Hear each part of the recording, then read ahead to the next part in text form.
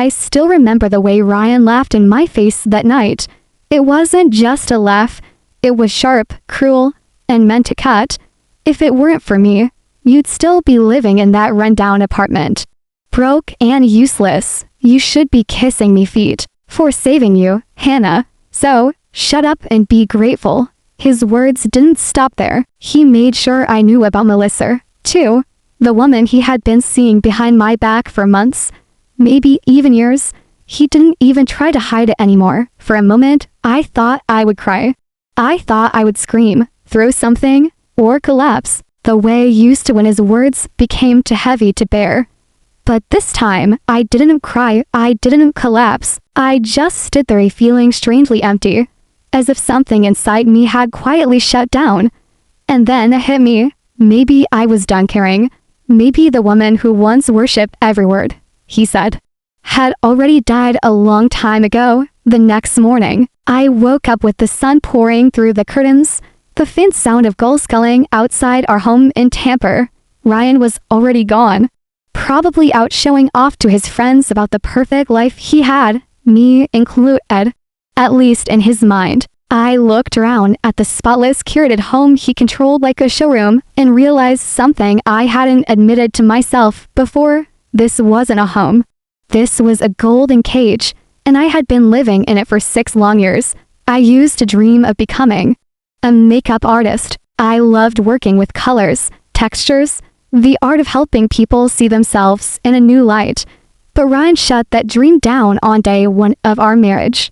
No wife of mine is going to waste time painting strangers' faces, he said, tearing up the enrollment form for a class I'd saved for months to afford. He claimed he was protecting me from low-class work, but really he wanted control, and I let him have it, thinking it was love. 6 years of schedules, 6 years of following his rules about what to wear, what to cook, who to talk to. 6 years of keeping my voice low and my head down to avoid the anger that flared whenever I dared to question him. Friends stopped calling after the awkward dinners where Ryan innocently criticized me in front of them. My world grew smaller and smaller until it was just him and me, hiding pieces of who I used to be. But something changed that night when he left. Maybe it was the way he looked at me like I was nothing more than another piece of furniture he owned. Or maybe it was the way he smirked when he said Melissa's name, like daring me to react. Whatever it was, something inside me quietly shifted. I didn't yell, I didn't cry. I simply let the silence stretch between us like a wall I would never climb again. And I had no idea then that by the next morning, everything would start to unravel. For both of us. My name is Hannah Mitchell, and for a long time I thought my life was good enough. I had a husband with a successful business, a house near the bay in Tampa, a car I didn't have to pay for, and vacations Ryan liked to brag about at every dinner party. People would look at us and think we were perfect, but no one ever saw what was behind closed doors. Ryan had a way of making everything sound like it was for my own good. When we first married, I told him I wanted to keep working as a makeup artist to build something of my own. He smiled, kissed my forehead, and said, "Sweetheart, you don't need to work. I'll take care of everything. Focus on our home on me." It sounded loving at the time until I realized what it really meant. My dreams didn't matter. He made the rules, and I followed them, thinking that was what marriage was supposed to be. What I wore, what I cooked, how I spoke when we were around his friends, it all had to fit his vision of the perfect wife. If I bought something he didn't approve of, he'd take it back to the store without even asking. If I cooked something twice a week, he'd push the plate away and say, "Do I look like someone who eats on repeat?" Be creative, Hannah. Don't embarrass me. At first, I tried. I read cookbooks late at night, learned new recipes, styled my hair the way he liked, even avoided wearing clothes that reminded him of my small-town roots. But every effort I made just opened the door for a new complaint. I could see it in his eyes. Nothing I did was ever enough. My friends stopped coming round. After a while, Ryan had a way of turning every social gathering into a performance, where he played the charming husband and I played the silent, smiling wife. if I spoke too much. He'd give me that look, and I'd shrink back in my chair. After one particularly awkward night where he openly corrected me 3 times in front of everyone, one of my closest friends pulled me aside and whispered, "Hannah, are you okay?" I smiled and lied. Of course, I'm fine. But I wasn't. 6 years of that chipped away at me. I woke up every morning already tired, like I was bracing for something to go wrong. Sometimes it was small, like him sighing at how I folded his shirts. Sometimes it was big, like him throwing away the old makeup kit I kept for memories, saying, "You're not going back to that nonsense." Every time I told myself it was easier to stay quiet, to keep the peace. But the truth was, I wasn't keeping peace. I was just disappearing piece by piece year after year. And the night he left in my face, the night he flaunted Melissa like a trophy, I realized just how far I'd fallen. I wasn't the woman I used to be, the one who loved color, creativity, and laughter. I had become a ghost in my own life, and for the first time in years, I was angry about it. I didn't know what to do with that anger yet, but I knew it was the start of something I wasn't ready to name, but would soon change everything. The day before our trip was supposed to be exciting. Ryan had booked a week at one of the most expensive resorts in the Florida Keys, a place so exclusive you needed connections just to get on the waiting list. He strutted around the house all morning, phone in one hand, barking orders to employees. While I tried to finish packing, I had spent the morning roasting herb seasoned chicken, one of his usual favorites. When he walked into the kitchen, he wrinkled his nose like I'd left garbage on the counter. Again with the chicken. "Hannah, third time this week. Do I have to remind you illiquidity? Do better." I bit my lip, counted to 3 in my head, and forced a smile. "I thought you liked that recipe." I did. Past tense. Now it's boring. Just like the wardrobe you're packing, I bet. He peered at the suitcase on a chair. "You didn't fill it with those small-town rags again, did you? We're staying at a 5-star resort, not visiting your grandma's farm."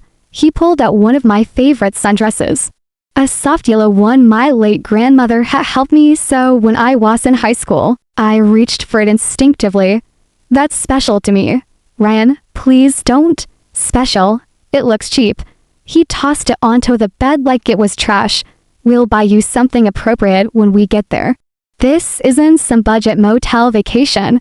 "Hannah, try to look the part." I turned away, swallowing the sting in my chest. It wasn't new. He'd been erasing pieces of my life like this for years. But that day, it hit me differently. I thought about how he'd laughed at me the night before and wondered why I still cared what he thought of my clothes. Later that evening, as I tidied up the kitchen, his phone buzzed on the counter. Normally, he kept it glued to his hand. I would have ignored it. But the screen lit up with a name I didn't recognize at first, Melissa Gray, and then it clicked. He came back and before I could even process it, scooping up the phone and answering with a smile I hadn't seen in years. Soft, warm, intimate. "Yeah, babe, of course, we'll make it work. A whole week, no problem. She doesn't suspect a thing." He walked into his office, leaving the door cracked just enough for me to hear him laugh. "I can't wait to see you, Melissa." My stomach dropped, but there were no tears, no outburst. Instead, I stood there frozen, a strange calm settling over me. He'd been cheating. I had suspected it for months, maybe longer. But hearing it, it was different. For a moment, I wondered if I should storm and confront him, demand answers. But instead, I found myself silently folding that yellow sundress back into my suitcase. I wasn't sure why, but I knew I wanted to take it with me. Maybe as a reminder that I still had a piece of myself he hadn't destroyed yet. That night, as he double-checked my suitcase, actually pulling items out and criticizing my choices, something inside me shifted again. I wasn't afraid of him like I used to be. I was tired, and somewhere in that exhaustion was that tiniest flicker of resolve. I didn't know it then, but that flicker would change everything. The Florida Keys shimmered like a painting as we landed. Warm, salty air rushed toward me the moment we stepped out of the car at the resort entrance. Towering palm trees swayed above an infinity pool that seemed to melt into the turquoise ocean beyond. It was paradise, the kind you saw on postcards. Except I didn't feel like I belonged in it. Ryan walked beside me like he owned the place, tossing the valet his keys with a careless flick of his wrist. "Hurry with the bags," he said to no one in particular before adjusting his sunglasses and looking at me. "Try to keep up, Hannah. We don't want you looking lost." We checked into a suite so luxurious it almost felt unreal. Marble floors, a balcony overlooking the ocean, a whirlpool tub, big enough for 4 people. Ryan grinned at his own reflection in the floor-to-ceiling windows. "See, this is the life you get because of me." "You're welcome." He barely glanced at me before announcing, "I've got a business meeting tonight. Networking with one of my clients who happens to be here. Order room service or something. Don't wait up." And just like that, he was gone. I stood alone in the silent room, staring at the untouched bed and the suitcase I'd carefully packed. On top of it lay the yellow sundress I had insisted on bringing, no matter what he said. I hesitated only a moment before slipping it on. The fabric, soft and familiar, hugged me like an old friend. For the first time in years, I pulled out my makeup bag, the small one I had hidden from Ryan's constant comments about wasting time on vanity. My hands trembled slightly as I applied foundation, blush, and a sweep of mascara. It felt almost rebellious, like it was doing something forbidden. But when I looked in the mirror, a woman I hadn't seen in a long time looked back, not the quiet, muted version Ryan preferred, but someone who still had color in her life, someone who still existed. I stepped out of the suite, ignoring the voice in my head warning me about how angry Ryan would be if he found out I'd gone out alone. Tonight, I didn't care. The resort's promenade buzzed with music and laughter. Couples strolled under strings of glowing lights, and the scent of grilled seafood mixed with salt air.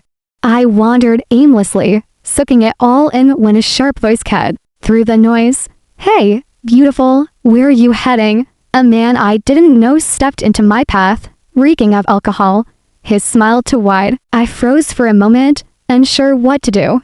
But then another voice came, calm, authoritative. "Sir, I believe the lady said she's not interested."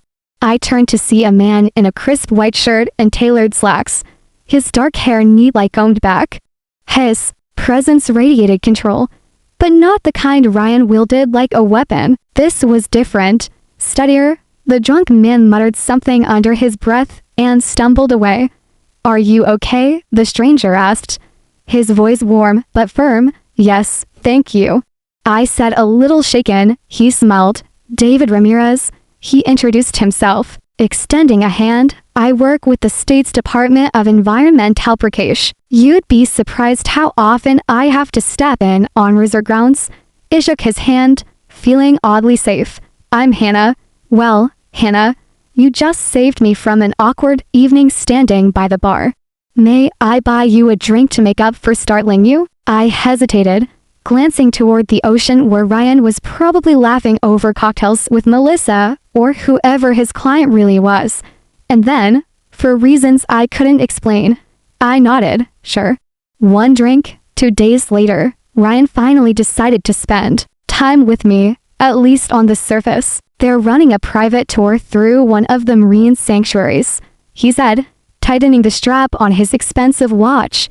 "Exclusive, only for VIPs like us." He said as like it was supposed to make me proud. But all I felt was numbness. The sanctuary was breathtaking, stretches of pristine beach, crystal lagoons, and protected areas where endangered sea turtles nested. Big-wide, a woman with sunburned skin, and a voice full of passion, warned us right away. "This is a federal wildlife zone. Do not remove any plants, shells, or animals. Disturbing the ecosystem here is a federal offense." Ryan only half listened, fiddling with his phone and muttering about wasting time on lectures. We followed the trail. As the guide pointed out nests carefully marked for protection, tourists took pictures, whispered in awe. And even the children seemed to instinctively lower their voices in respect for this fragile environment. I breathed in the salty air, letting the peace of the place wash over me. Ryan, however, was restless. At one point, I noticed him step aside, talking in a low voice to a local man who didn't seem to be part of the tour group. Their conversation was hurried, secretive, and when Ryan noticed me looking, he waved me off with a forced smile, just asking for directions. He said. I wanted to believe him. I relit. The tour concluded at a scenic overlook where the guide explained how poaching had nearly wiped out entire turtle populations. We've made progress, she said. But one hatchling taken from this habitat can mean the loss of an entire line of life. That's why enforcement is strict, no exceptions. On the way back to the dock, security guards were waiting, routine bag checks. One of them announced, people sighed, but complied, holding open backpacks and purses. When it was Ryan's turn, he huffed, dramatically, seriously, do you know who I am? I paid for VIP treatment, not this circus. Sir, step aside, one guard said firmly. Ryan rolled his eyes and handed over his jacket. My stomach clenched when I saw the guard's expression change as he reached into the inside pocket. He pulled out a small fabric-wrapped bundle. The guard slowly unwrapped it to reveal a hatchling, a baby sea turtle no bigger than my palm, flailing its tiny flippers in confusion. The air went dead silent. What the hell is this? The guard demanded. That's not mine, Ryan snapped, his face going pale. Somebody implanted it on me, but I had seen him talking to that stranger. I had seen the way he kept patting his jacket pocket the whole walk back. I knew he was lying. You are under arrest for attempted trafficking of an endangered species, the guard said, his tone clipped and professional. This is a felony offense. Another voice came from behind us when I recognized instantly. Is there a problem here? It was David Ramirez. Only now, he wasn't just the kind stranger who bought me a drink. He was in uniform, wearing the badge of his office. And the way the other guards immediately straightened told me just how much authority he had. Yes. Sir, the guard replied, we have a confirmed trafficking attempt, evidence in hand. David's eyes shifted from the baby turtle to Ryan, then to me. There was recognition in his gaze, but he kept his tone official. Take him into custody. We'll process this immediately. Ryan spun toward me, panic etched into his face. Hannah, tell them it's a mistake. Do something. I stared at him, and for the first time in 6 years, I felt nothing but a cold, quiet clarity. Ryan's face twisted in panic as the guards closed in. Hannah, say something. Tell them it's all a misunderstanding. His voice cracked, desperate, so unlike the man who used to bark orders and laugh in my face. But I didn't move. For 6 years, I had been under everyone Opha's commands, silenced every objection, and buried every piece of myself to keep the peace. Now I just stood there watching as he realized no one was coming to save him. Not even me. David Ramirez stepped forward, calm but unyielding. Mr. Mitchell, attempted trafficking of an endangered species is a federal offense. You'll be taken to the local station for processing. You have the right to remain silent. His voice was professional, steady, but his eyes met mine briefly, as if to say, you're safe now.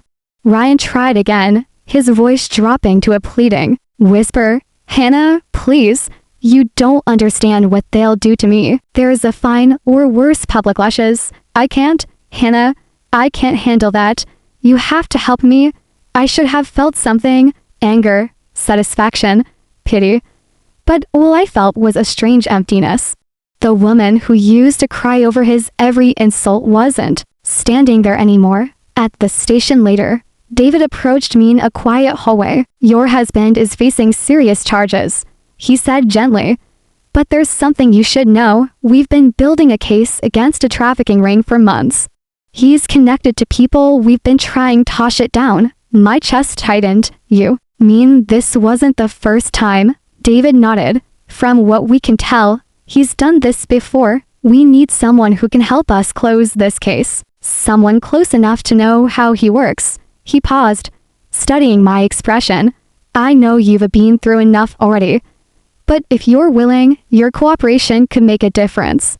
Not just for the investigation, but for you, we can push for a lesser penalty, a fine instead of public punishment, and lifetime ban from the sanctuary instead of prison. You'd also have the legal ground to separate from him cleanly. It was a lot to process. Part of me wanted to run, to get as far away from Ryan and his mess as possible. But another part of me, the bird that had been silent for years, spoke up. This is your chance, not just to leave him, but to take your life back. What would I need to do? I asked quietly. David explained. Testimony, send statements, a willingness to be part of a public campaign raising awareness about illegal wildlife trade. It's not about humiliating him.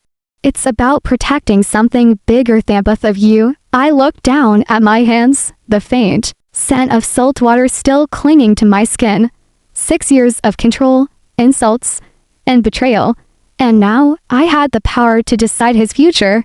When I finally spoke, my voice was steady. I'll do it. I'll cooperate, and I'm filing for divorce. David gave a small nod, not triumphant, but respectful. Good. I'll have someone connect you with an attorney we trust. Hannah, this doesn't have to define you. It can be the beginning of something else. For the first time in years, I believed that, and somewhere deep down, under all the exhaustion and pain, a spark of something warm flickered. Hope. The weeks that followed felt unreal, like I had stepped into someone else's life. Ryan was charged with illegal trafficking of endangered wildlife. His lawyers fought hard, but the evidence was undeniable. Messages on his phone, bank transfers linked to known poachers, and my sworn statement confirming what I'd overheard before our trip. The deal David had arranged went through. Instead of facing a public punishment that would have been broadcast on every news outlet, Ryan paid a massive fine, was banned for life from the Florida Keys, and left with a criminal record that would shadow him forever. When the gavel came down in that courtroom, I didn't cheer. I didn't cry. I just breathed a slow, steady breath that felt like the first real one in years. The same week I filed for divorce, Ryan tried every tactic, begging, threatening, even sending me long messages about how I'd ruin his life. But for once, none of it had power over me. I had David's legal team behind me. And for the first time, I had something I hadn't even realized I'd lost my own voice. I moved into a small apartment in Tampa. Nothing fancy, but it was mine. For the first time in 6 years, I decorated without asking permission. I bought a second-hand makeup chair and pulled out my old brushes from storage. They were a little worn, but when I held them, it felt like holding a piece of myself I thought was gone forever. I enrolled in evening classes to update my skills. Some nights I came home exhausted, my hands stained with eyeshadow and foundation, but I smiled as I fell asleep, because it was my choice to be tired. I even started a small social media page posting before and after transformations. Within months, I had my first private clients. It wasn't just about makeup anymore. It was about connection. Women who came home weren't just looking for a new look. They wanted to feel seen. And I understood that because I had spent years feeling invisible. One day, I got a call from David. We're launching a public campaign on wildlife conservation. Your story. It could help people understand why illegal trafficking is so damaging. Would you consider speaking at the opening? I hesitated, nervous about being in front of cameras. But then I thought about all times Ryan had silenced me. Not anymore. I'll do it, I said. The event was surreal, standing on that stage, telling my story. Not as a victim, viewed as a woman who had finally taken her life back, was more healing than I expected. When I stepped down, the applause felt like closure, like theft in a lock clicking open on the cage I had lived in for too long. That night, I sat in my little apartment, the scent of setting powder and sea breeze still lingering on my clothes, and I smiled. I wasn't rich, I wasn't famous, but I was free. And that freedom was worth more than anything Ryan had ever dangled in front of me. For the first time in years, I looked at my reflection and didn't see someone broken. I saw someone rebuilding, stronger than before, someone who was finally enough for herself. Months passed and life began to feel steady again. Not exciting or dramatic, just steady. I worked in a small spa during the day and took freelance clients in the evenings. It wasn't glamorous, but every appointment, every satisfied smile from a client reminded me why I loved makeup in the first place. That's how I met Ethan Cole. He was a freelance photographer new to Tampa and came into the spa one afternoon asking if anyone could do makeup for a portfolio shoot he was putting together. "I'm trying to build a client base here," he explained, holding his camera like it was a part of him. "Weddings, graduations, that kind of thing. Do you take on freelance projects?" I almost said no of habit. For years, I had trained myself to avoid opportunities, afraid of how Ryan would react. But Ryan was gone, and I wasn't living in his shadow anymore. So I said yes. We met the following weekend for the shoot. It was just him, me, and a college student model who needed headshot. The work felt natural, foundation, contour, subtle, highlights to catch the light just right. Ethan barely gave direction. He trusted me to do my job. And when the model looked in the mirror, she whispered, "Wow, is that me?" Ethan grinned.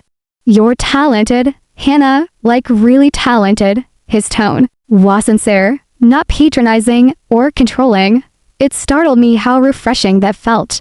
One shoot turned into several. He hired me for engagement photos, then a small wedding, then referred me to one of his friends who ran a boutique clothing line. We started grabbing coffee after shoots, sometimes lunch, always talking about work at first until one day it wasn't about work at all. He told me about growing up in Oregon, about losing his mom young, about how photography had saved him from feeling lost. I told him about Ryan carefully at first, just fragments.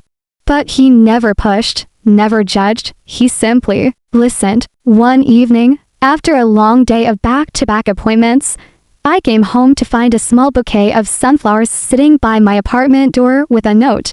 "For thaddies you forget how bright you are, E." I cried, but it wasn't the sad, frustrated tears I'd grown used to. These were soft tears, the kind that come when something good feels almost unreal. We didn't rush things. After years of living under control, I wasn't ready for anything fast. And Ethan seemed to understand that intuitively. He never tried to define what we were too soon. Never made me feel like I had to earn his kindness. We simply enjoyed each other's company. One evening, sitting on the hood of his car watching the sun sink into the Gulf, he said, "You know, you're different when you smile like that. It's like you finally believe you deserve to." I turned to him startled. "I'm still working on that," I admitted. He smiled softly. "Then let me remind you until you don't have to work on it anymore." That was the moment I realized healing wasn't just about leaving the bad behind. It was about letting good things in. And Ethan was good, steady, and patient enough to let me heal at my own pace. For the first time in years, love didn't feel like a cage. It felt like freedom. A year later, I stood in front of my own storefront, hands trembling, not from fear, but from pride. Freedom, beauty, that was the name, painted across the glass door in soft gold letters. My salon, my dream finally breathing on its own. Inside, sunlight spilled across polished counters and rows of products I had hand-picked myself. A shelf by the entrance held framed photos from my clients, women smiling at weddings, proms, and job interviews, moments they wanted to remember because of how confident they had felt. There was one picture I always stopped at, a candid of me laughing with a teenage girl after teaching her how to do hero makeup for the first time. Her eyes were red from crying when she came in, but she left smiling. That photo reminded me why I started all of this. Ryan's shadow no longer haunted me. The divorce had finalized quietly after his court settlement, and we hadn't spoken since. I heard he'd left Florida, embarrassed and trying to rebuild his image somewhere else. Maybe he would succeed, maybe not. But that wasn't my concern anymore. My life now had new faces, new voices. Ethan was part of it, showing up after shoots with takeout when I stayed late working, always insisting on fixing that stubborn light fixture I kept ignoring. David sometimes stopped by too, mostly as a friend, to update me on the conservation campaign my testimony had supported. The illegal trafficking ring was dismantled. And because of my small role, dozens of endangered animals were safe. One evening, as I closed the shop, I caught my reflection in the glass door. For a moment, I almost didn't recognize the woman looking back. Her shoulders were relaxed, her eyes bright, a soft smile curving her lips, not because someone had told her to smile, but because she genuinely wanted to. I thought about everything it took to get here, the humiliation, the betrayal, the terrifying step of saying no more, and for the first time, I didn't feel bitterness.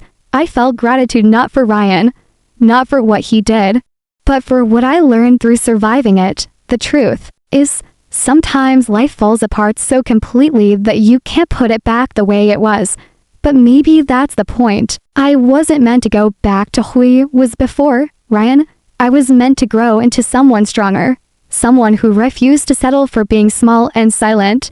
As I locked up, Ethan appeared with his easy grin and a bag of dinner in hand. "You might be hungry," he said, kissing my cheek. I smiled, leaning against the door. "You always seem to know." "Just paying attention," he said softly. That night, sitting at the kitchen table of our small shared home, I realized something. Healing isn't a straight line. It's messy, hard, and often lonely. But it's worth every step, because one day you wake up and realize you aren't surviving anymore, you're living. So if you're listening to this and you feel stuck, unheard, or like you don't matter, please believe me when I say this, you do matter. You have the right to walk away from what breaks you and walk toward what makes you whole. I did, and it was the best decision I ever made.